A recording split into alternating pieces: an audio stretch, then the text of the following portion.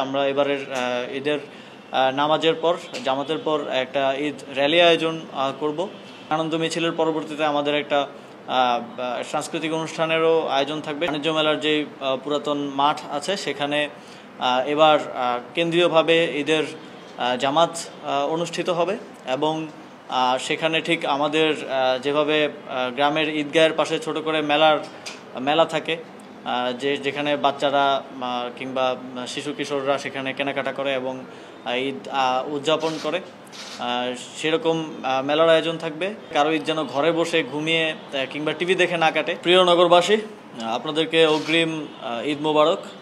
আমরা এবারের ঈদটাকে নতুনভাবে সুন্দরভাবে উদযাপন করতে চাচ্ছি।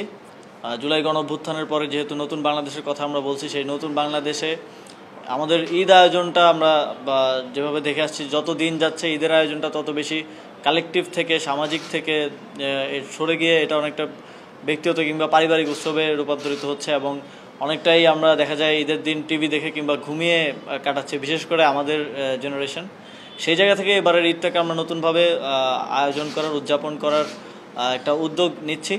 ঢাকা উত্তর সিটি কর্পোরেশনের উদ্যোগে আমাদের বাণিজ্য মেলার যে পুরাতন মাঠ আছে সেখানে এবার কেন্দ্রীয়ভাবে ঈদের জামাত অনুষ্ঠিত হবে এবং সেখানে ঠিক আমাদের যেভাবে গ্রামের ঈদগাহের পাশে ছোট করে মেলা থাকে, যেখানে বাচ্চারা কিংবা শিশু কিশোররা সেখানে কেনাকাটা করে এবং ঈদ উদযাপন করে, সেরকম মেলার আয়োজন থাকবে।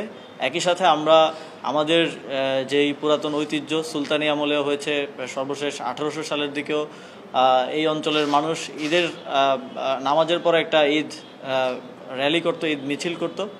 আমরা সেই ঐতিহ্যকে আবার রিভাইভ করতে চাই। আমরা এবারের ঈদের নামাজের পর জামাতের পর একটা ঈদ র্যালি আয়োজন করব, একটা বর্ণাঢ্য ঈদ আনন্দ মিছিল, এবং সেই আয়োজনে নগরবাসীকে আমরা আহ্বান জানাচ্ছি, আসুন এবার আমরা একসাথে আমাদের ঈদের আনন্দ ভাগাভাগি করে নেই, সবাই ঈদে একসাথে ঈদের নামাজ আদায় করি এবং যে ঈদ আনন্দ মিছিল, সেই আনন্দ মিছিলে অংশগ্রহণ করি এবং আনন্দ মিছিলের পরবর্তীতে আমাদের একটা সাংস্কৃতিক অনুষ্ঠানেরও আয়োজন থাকবে। সংস্কৃতি মন্ত্রণালয়ের সাথে আমরা সে বিষয়ে কথা বলছি।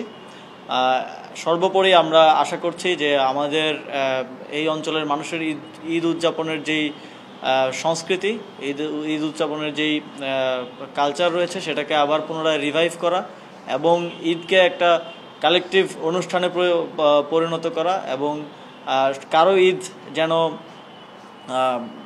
বোরিংভাবে না কাটে, কারো ঈদ যেন ঘরে বসে ঘুমিয়ে কিংবা টিভি দেখে না কাটে, সবাই যেন একসাথে আমরা ঈদকে সুন্দরভাবে আয়োজন করতে পারি। সেজন্য আমাদের এই আয়োজনে আপনাদের সকলকে অংশগ্রহণ করার আমরা উদাত্ত আহ্বান জানাচ্ছি। কেন্দ্রীয় ঈদগাহ ময়দানের যে লোকেশনটা সেটা একেবারে ঢাকার দক্ষিণ পাশে পড়ে যায়, আমাদের হাইকোর্টের পাশের প্রাঙ্গণে। সেক্ষেত্রে দেখা যায় মোহাম্মদপুর, মিরপুর এবং উত্তর ঢাকার অধিকাংশ মানুষই দূরত্বগত কারণে এখানে আসতে পারে না এবং এখানেও সবসময় ওভারক্রাউডেড থাকে, জায়গা সংকুলন নিয়েও একটা ব্যাপার আছে।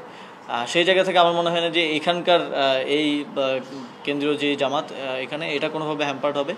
এখানেও ঈদের জামাত অনুষ্ঠিত হলো এবং আমাদের বাণিজ্য মেলার যে পুরাতন মাঠ সেখানেও জামাত অনুষ্ঠিত হতে পারে এবং সেখানে আমরা পুরো শুধু জামাত না, এটাকে একটা অনুষ্ঠানের মতো করে আয়োজন করছি। পাশাপাশি ঈদের মেলা থাকছে, ঈদ আনন্দ মিছিল থাকছে। সুতরাং এটা একটা মোটামুটি কর্মসূচির মতো কয়েকটা কর্মসূচি মিলিয়ে এবারের ঈদ আয়োজনটা সেখানে আমরা করছি এবং পাশাপাশি যেহেতু সময়ের স্বল্পতা আছে সেজন্য আমরা সারা দেশে আয়োজনটা আনুষ্ঠানিকভাবে করতে পারছি না, তবে আমাদের আহ্বান থাকবে গুরুত্বপূর্ণ শহরগুলোতে মানুষ স্বতঃস্ফূর্তভাবে যদি কেউ উদ্যোগ নিতে চায়, আয়োজন করতে চায়, সেক্ষেত্রে আমাদের যে প্রতিষ্ঠানগুলো আছে সিটি কর্পোরেশন, জেলা পরিষদ, তারা সহযোগিতা করবে এবং আগামী বছর থেকে আমরা এটাকে আরও বড় পরিসরে আয়োজন করতে চাই এবং সারা দেশে এই সুযোগটা একসাথে ঈদ উদযাপনের একটা ন্যাশনাল প্রোগ্রামের মতো করে এই সুযোগটা সবাইকে দিতে চাই। প্রধান জামাত আনুষ্ঠানিকভাবে যেটা হয়ে আসছে আমাদের ইয়েতে যেই কেন্দ্রীয় ঈদগাহে, সেটা দীর্ঘদিনের ঐতিহ্যবাহীভাবে হয়ে আসছে, সেটা হচ্ছে। তবে দুইটার পার্থক্য আছে উদযাপনের দিক থেকে। যেহেতু আমরা নতুন কিছু কম্পোনেন্ট অ্যাড করছি এবং আমাদের যে ঐতিহাসিকভাবে যে ঈদ মিছিল হতো সেটাকেও নতুনভাবে রিভাইভ করছি। সেক্ষেত্রে যারা ইয়েতে এখানে কেন্দ্রীয় ঈদগাহ মাঠে নামাজ আদায় করবেন তাদের প্রতি আমাদের আহ্বান থাকবে তারা আমাদের ঈদ আনন্দ মিছিলে অংশগ্রহণ করতে পারেন।